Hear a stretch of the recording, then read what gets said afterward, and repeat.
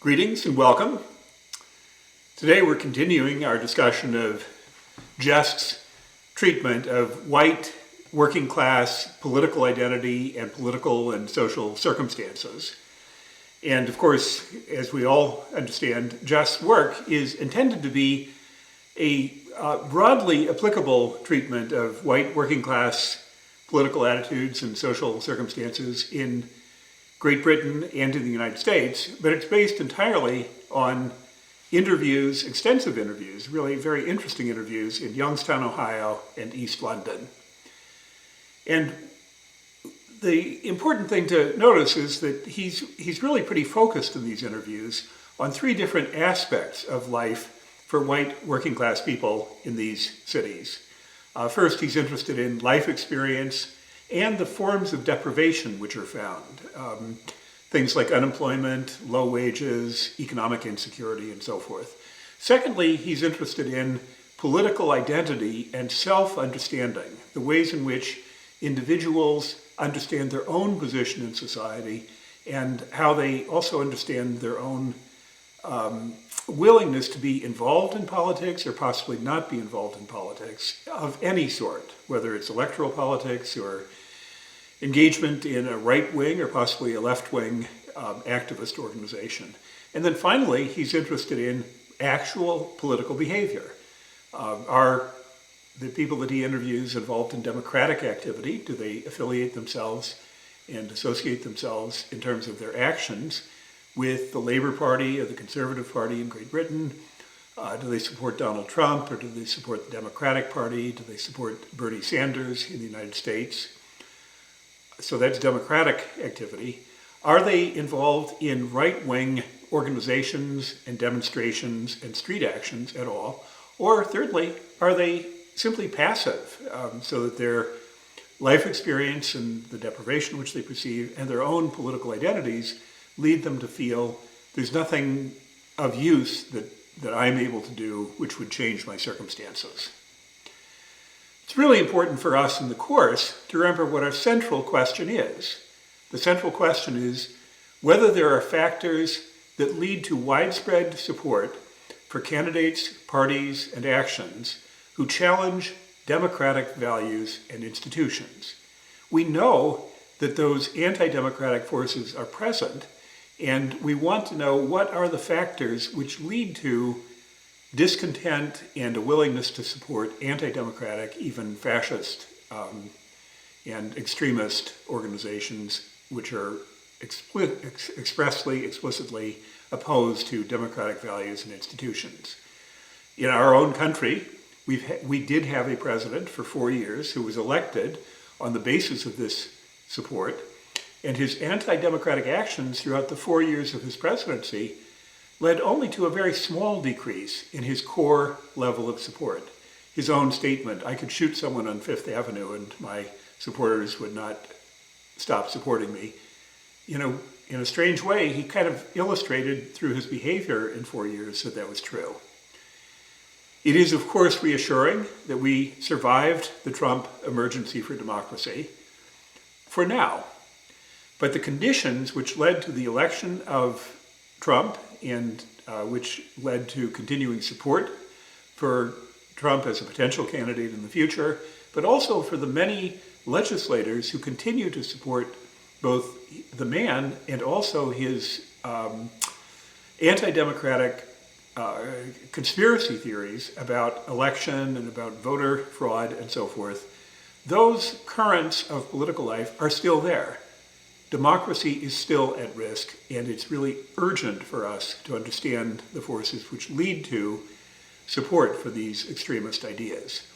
We need to understand the appeal of right-wing, populist, and hate-based political platforms if we are to defeat them and to maintain our democracy. Put it in other terms, if we are to help a liberal democracy survive, a political and social form as described by Rawls and other liberal political thinkers, if we are to contribute to the survival of liberal democracy in our society, we need to understand the anti-democratic forces which exist as well, and we need to address them. So a key in Justin Gest's line of thought about the white working class is the concept of deprivation. And deprivation is a factor which we need to understand both as a material economic factor, but also a subjective and kind of personal narrative factor. Deprivation involves a number of things. It involves job opportunities or declining job opportunities. The fact that in East London and in Youngstown, businesses and manufacturing and shipbuilding and the heavy industries, which were the source of many, many jobs in both cities, those industries have declined. Another kind of deprivation is the erosion of wages for blue-collar workers over the past 15 or 20 years, declining pay for unskilled or semi-skilled workers, and the associated fact of unemployment and underemployment. These are all forms of economic deprivation. And when you push a little further, of course, it's not just a number on a check received at the end of the week, but it is then circumstances of stress at home, being able to pay for medicines and doctor's visits, being able to pay the utility bills. The fact of low pay and uncertain pay has huge consequences for a stressful life for working class people. So there is the objective deprivation associated with Rust Belt cities, decline of manufacturing cities. But there is also the question of the perception of one's place in the world.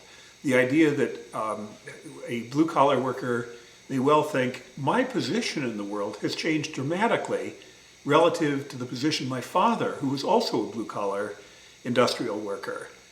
The status of people like me has declined over time. And so Justin Gest asks questions about the degree to which people living in East London and Youngstown, how they respond to questions like rate the degree to which the system cares for me and people like me. Politicians care for me. I'm being treated fairly. I'm in the middle class. There's a persistent perceived sense that individuals in the working class have declined in status, declined in the degree to which they have a voice in politics, declined in terms of their sense of the idea that the economic system, the political system, the legislative system cares about their welfare. Also on the topic of perceptions are some persistent ideas about social life and social change. In the United States, there is a persistence of the American dream, the idea that individuals can work hard and advance in society. And confidence in the American dream has been very much undermined by these circumstances of deprivation that I've just been describing. In Great Britain, there's a kind of counterpart view, but a negative view, the idea that inequalities are permanent and inevitable, that society unavoidably involves significant and basically unchangeable inequalities. And then finally, in both countries, there's the idea that inequalities have gotten a lot worse. It's probably worth just noting for a second who are the working class. And basically, Gest is thinking about people who are wage laborers in unskilled or semi-skilled jobs with relatively little education, so a high school education or less, not advanced education. That group, which is maybe 30 or 40% of the adult population, that's what he's referring to as working class. So let's think about our own state, Michigan, and let's see if we can figure out how these issues of deprivation and self-image and perception of change over time, how that seems to have translated into support for the far right in our own state. And it is certainly clear that Michigan voters played a huge role in Donald Trump's election in 2016. Michigan was one of the three swing states in the Midwest, which led to the Electoral College victory of Donald Trump in 2016. And it was a surprise. Michigan had been a consistently Democrat-leaning state in presidential elections for decades. And also in 2020, Trump was a very strong contender in the election in the state of Michigan. And so it's worth considering how does the Michigan electorate match with Gest's analysis? And it's clear for those of us, many of you have lived in Michigan your whole lives. I've lived in Michigan about the same period of time, but a small fraction of my life. But since the year 2000, it's pretty clear that social class, working class, professional class, what Richard Florida refers to as the creative class, that these class distinctions are very important in our state. Social hierarchy, different families, different levels of education, different kinds of jobs. Social hierarchy is an important factor in the self-identities of people in our state. And then facts about race and ethnicity. Clearly very important in Michigan politics, and clearly these three ideas, class, hierarchy, and race and ethnicity, seem to have played important roles in 2020. Many cities in Michigan show similar patterns to the deindustrialization that Gest describes in Youngstown. We've had the loss of well-paying jobs in the auto industry from the recession of 2008, where 800,000 industrial jobs were lost in the state and not regained. Other jobs have come along, but the industrial kind of factory jobs, which were lost in the 2008 recession, have been very slow to return, and many factories will not reopen. And then finally, there's a very high level, as we all know, of racial and ethnic segregation in the state by neighborhood and by region in the state and within regions of the state. And we also have significant populations of racial and ethnic communities with a reasonably large African American population, a large population in the southeast part of the state of Muslim and Middle East origin people, large concentrations of people who are recent immigrants to the United States. We have a lot of diversity in the state, and that diversity is often residentially segregated in the places where they live. Here's a map of southeast Michigan, which basically bears out the point about extreme segregation in southeast Michigan in particular, and the more red in a particular district, the more segregated that district is. So the darkest red is more than 75% residents are African American, and the white or yellow color signals less than 5%. Dearborn is less than 5%, and many parts of Detroit and Detroit adjacent communities are more than 75% African American. Melvindale, Ecorse, high levels of African American segregated residential pattern. So how did these factors play out in Michigan in 2020? It would have been nice to have had a Justin Gest who could answer that question on the basis of a really detailed analysis. And in fact, one of the paper topics that I've proposed to you allows one or more of you to try to undertake such an analysis. But here's a first cut. And it's very interesting that it's a Free Press article by Todd Spangler, which was published only 2 days after the election. Spangler provides an analysis of the demographics and geography of the presidential vote in 2020, just 2 days after November 4th. And the map is a very misleading map. When we look at the map coded by whether there was a majority for the Republican candidate or the Democrat candidate, it looks like Michigan is a red state. But in fact, Michigan voted by a significant margin in favor of the Democrat candidate, in favor of Joe Biden and his ticket. On the other hand, Trump continued to do well in Michigan. He held all the counties which he had won in 2016, except for 3, but usually, almost always, by smaller margins. Biden expanded his votes both in Democratic-leaning counties, though not in Detroit. His vote in Detroit was actually lower as a percentage than was Hillary Clinton's, but he also gained more votes in Republican-leaning counties. The chart that you're going to see in just a minute gives a strong sense of the geographical differences that exist across our state. And the the question I'm wanting to pose to you is, how should we make sense of this map of the political geography of our state? The blue counties are the counties which voted as a majority for the Democrat ticket, Joe Biden, Kamala Harris. And it's very interesting because the great majority of counties voted as a majority in favor of Donald Trump. But the population of the state of Michigan is not evenly distributed across the state, of course. Large chunks of the state are sparsely populated. And that means that if you win in southeast Michigan, then you've got a very strong advantage for the whole state. This graph of the 6 regions of the state, Metro Detroit, Outer Metro, Central, West, Bay, and North, this is a very interesting map or graph because the only 2 regions as a region which Joe Biden won were Metro Detroit and Outer Metro, Southeast Michigan, and not even all of Southeast Michigan.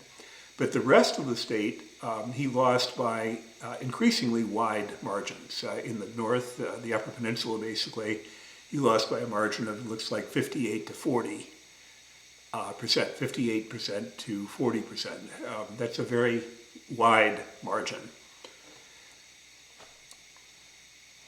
I found it interesting to compare the estimate of the size of the working class in Gest's book for the state of Michigan with the statistic that's provided in this article from the Detroit Free Press.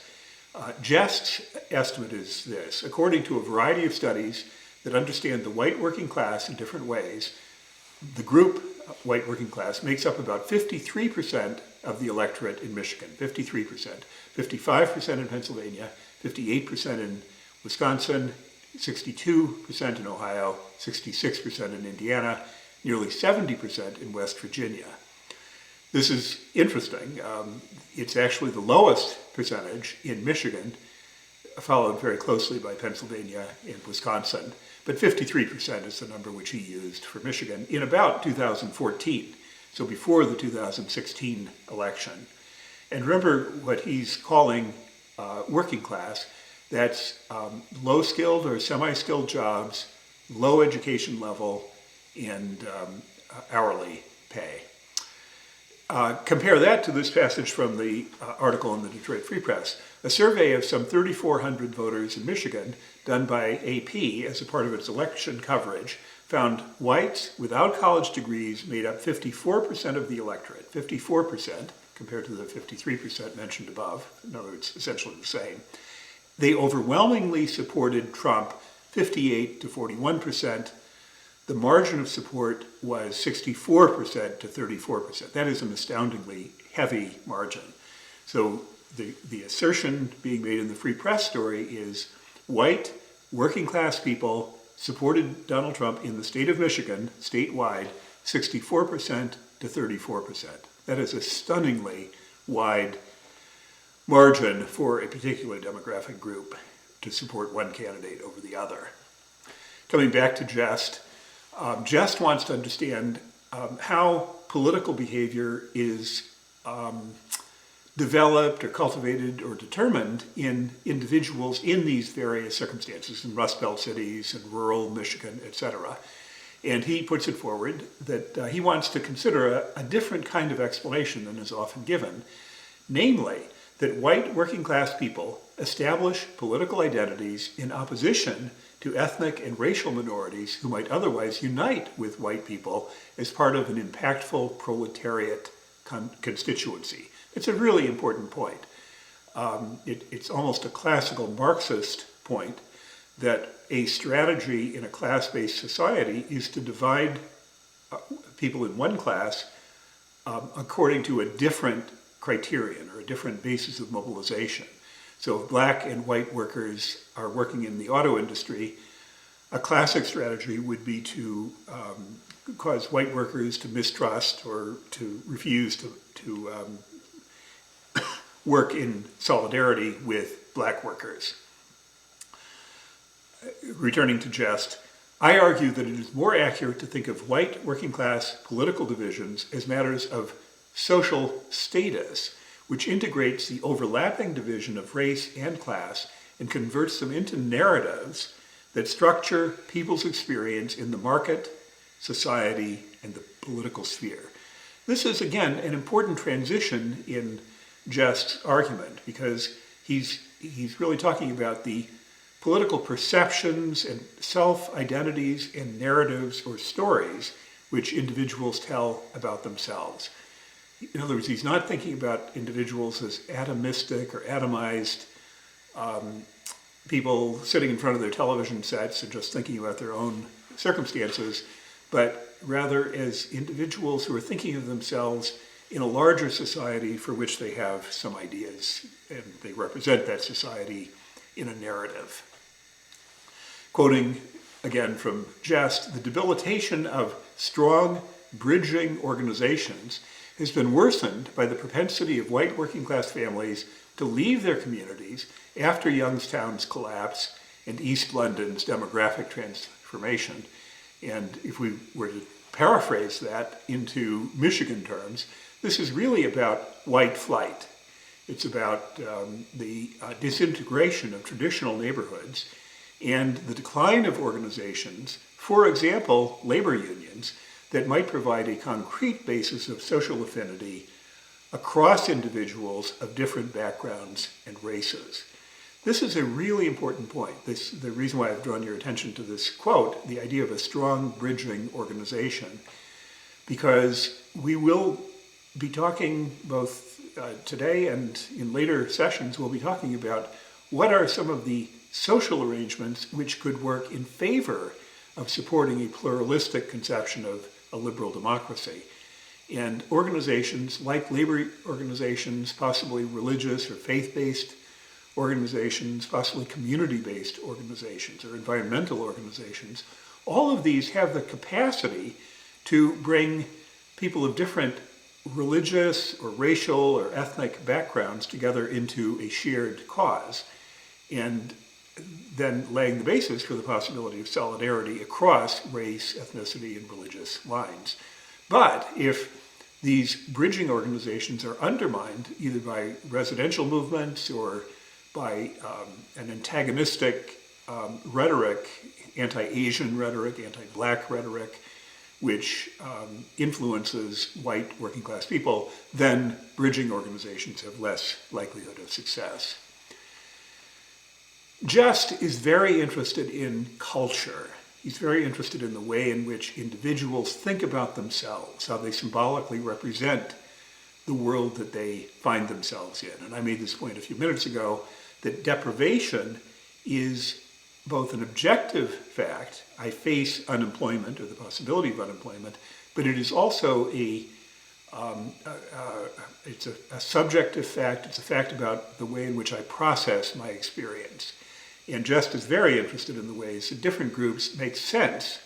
They make sense of their current circumstances, including the ways in which they are disadvantaged or materially deprived. If Native American people in North Dakota thought of their situation as being, we live in the land of opportunity, and if we're not making it, it must be that we're not, meritocratic. Well, that's a very different construction than we've been consigned to, quote, reservations, and the educational opportunities, job opportunities, social opportunities, and general environment are such that it's not surprising that there's lots of social problems and lots of poverty where we live. Those are both cultural interpretations. They're stories that one can try to figure out, try to arrive at in order to account for one's current circumstances. This has, in other words, the culture of working class or being Native American or being black, this has a great deal to do with the stories we tell ourselves, to ourselves and to others, about how our group came to its position in society. And this is where Gest brings in the idea of symbolic repertoires. And that's I think it's a very interesting concept, and one that it's worth you trying to figure out from the text. He makes a very large point that unhappiness with a current social order is partly about what are the material circumstances I find myself in, but it's also about perceptions of social hierarchy, possessions of inferior and subordinate positions in society, and maybe most sharply, about changes in the social hierarchy. If my group has been sliding down the social hierarchy, or if that's how I perceive it, that's likely to make me more unhappy and more concerned about the society which is failing me. And he makes the point that both England and Ohio, both East London and Youngstown, are in the context of stratified social systems, and every individual is located in a higher or lower position within that system. So the question is, where do I stand? If I'm a salaried engineer in a rubber plant, or a unionized worker in a production factory, or a day laborer on a construction site, or an unemployed person, where do I stand in the social hierarchy? Where do I stand if my education is either higher or lower? If I didn't finish high school, if I have an associate's degree from a community college, or if I have a professional degree, what does my educational attainment contribute to my status in society? How are these forms of distinction played out into a social hierarchy? And how do working class people locate themselves in the hierarchies of Ohio and England in terms of these characteristics of income, social status, and education? These are two diagrams which Gest uses in his interviews, and his question is to basically adjust the diagram to where you think your position falls. Are you in the circle on the left diagram, white middle-class British, or are you white working-class British? And possibly, is white working-class British below underclass addicts, criminals, and vagabonds? In other words, the circles can move around. What he's trying to get at is, what is the perception of social space which individuals in East London and Youngstown have in the back of their minds? But here's the takeaway from the book. Gest believes that he has discovered an important part of the dynamics of right-wing populism and the dynamics of the processes of class and deprivation and right-wing involvement. His theory is actually familiar to me from the literature on rebellion and uprisings. It is a theory of relative deprivation. It's the idea that individuals and groups are more politically motivated by relative deprivation than by absolute deprivation. And this has to do with comparison with the situation of other people who seem to be doing better for no apparent reason. That it's that difference which motivates rebellion. And likewise, if I perceive that a generation before, my parents, who had very similar education, similar circumstances, were doing a lot better, but I, in similar educational and economic circumstances, have slid down the status and well-being hierarchy, that comparison is a particularly painful comparison. So he lays out this hypothesis in figure 7.3 that we're going to look at in just a minute. In fact, I'll show you the table, which I assume that you've already looked at. The figure is a 2x2 table contrasting pro-system versus anti-system behaviors, behaviors supportive of the political system versus behaviors that are undermining of the system. And then in the other dimension, active or passive political behavior. So there are 4 entries in this table. Gest does not have a theory about what makes a person active or passive. He doesn't have the triggering mechanism, at least he doesn't present a triggering mechanism, which turns a person from dissatisfied but passive into dissatisfied but active. But he does have a theory about what makes a person either anti-system or pro-system, what makes a person rebellious.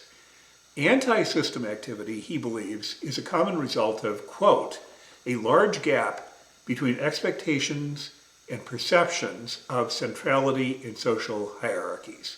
A large gap between expectations and perceptions of centrality in social hierarchies.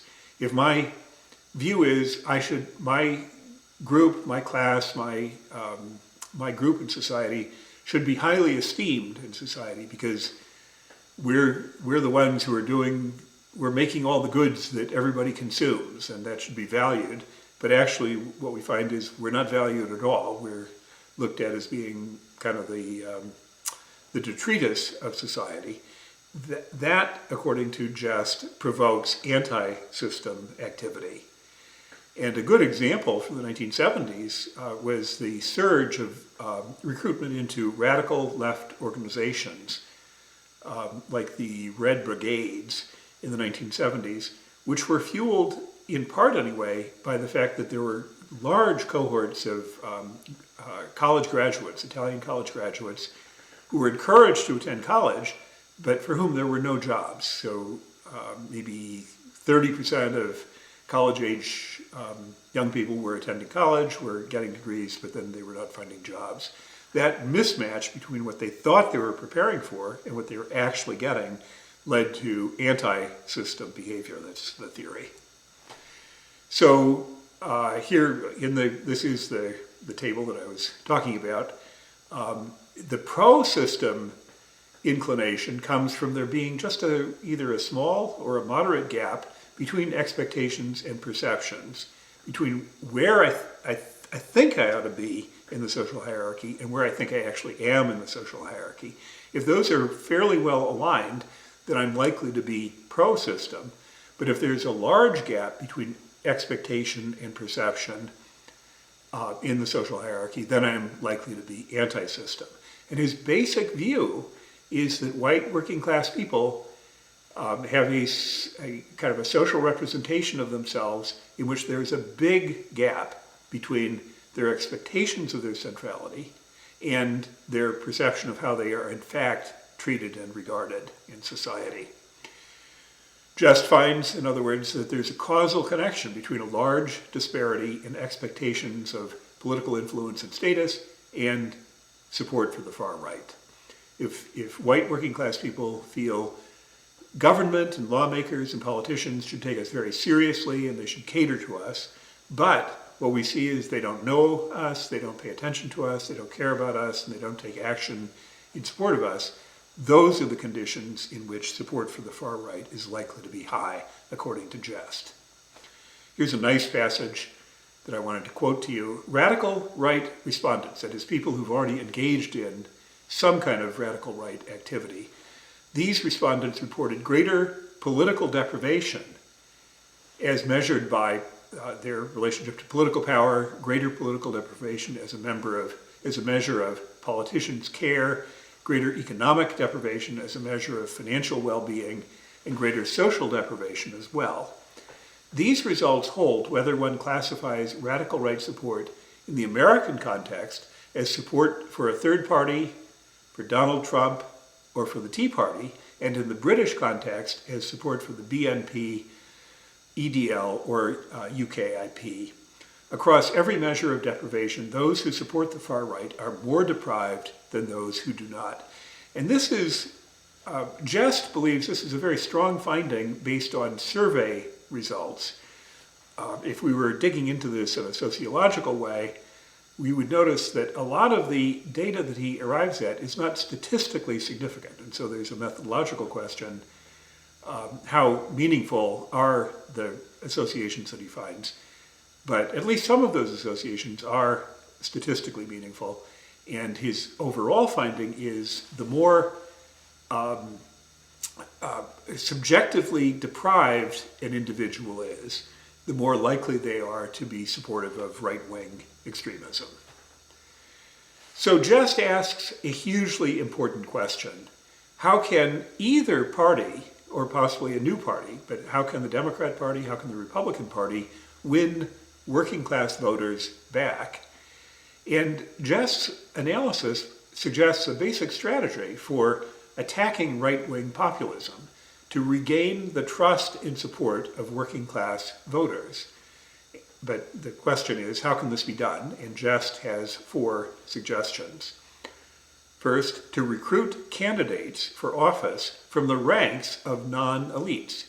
So former auto workers running for office in Michigan would be an example. Second, do not conflate the working class with the helpless. Don't demean the working class by saying, they're people who basically can't cope with the 21st century economy. That's a bad strategy for trying to win support. Third, do not assume that unions are synonymous with the working class, because unions, in fact, whether we regret this or we think it's just natural or whatever, unionization rates are extremely low in the United States these days. So clearly there are lots and lots of working people, including white working class people, who are not associated with unions. And so if a party basically demonstrates its support and interest in working class people by saying we support unions, that's not necessarily a telling argument for people who are non-unionized workers. And then finally, there should be a basis for hope for the future. There needs to be a program which is deliberately and practically designed to provide alternatives and policy alternatives and economic strategies which lead to a more hopeful future for the adults and children of Youngstown, Ohio, or East London.